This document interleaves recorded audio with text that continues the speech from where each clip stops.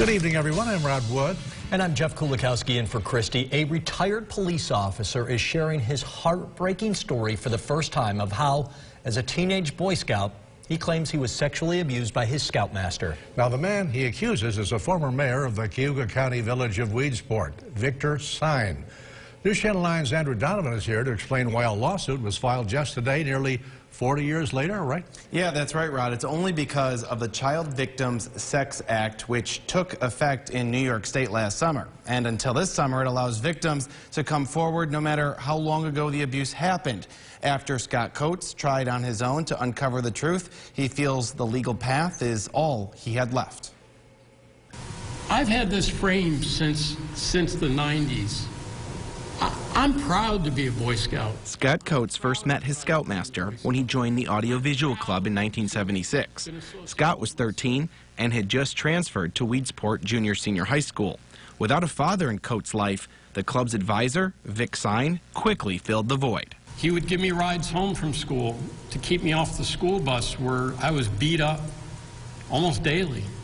It was terrifying, and Vic stepped in, and he provided sanctuary. Coates then joined Scoutmaster Sine's Troop 59 when he believes that apparent kindness was unmasked as a ploy for sex. But he would shun me if I didn't cooperate.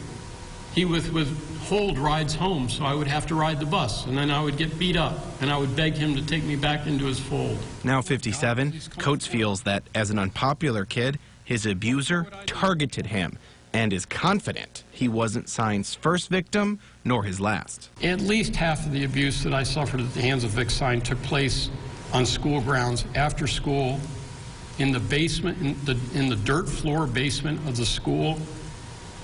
Unlike some victims who don't remember the abuse and have blocked it, I remember it all. Those memories are now evidence in a lawsuit against the Weedsport School District and Boy Scouts of America. Until this day, the Boy Scouts have done nothing but fight, conceal, and cover up child sex abuse in their ranks. And it puts kids at risk, has put kids at risk, and still puts kids at risk today. To the people that knew about this in Weedsport, I want you to come forward and clear your conscience. You know this was happening. I spoke to people who admitted it. The current Weedsport superintendent got back to me, confirms that the district lawyers are investigating the accusations, but didn't want to comment on the open lawsuit and wouldn't answer my questions about Sine's employment timeline. I also emailed the Boy Scouts of America and have not heard back. Rod.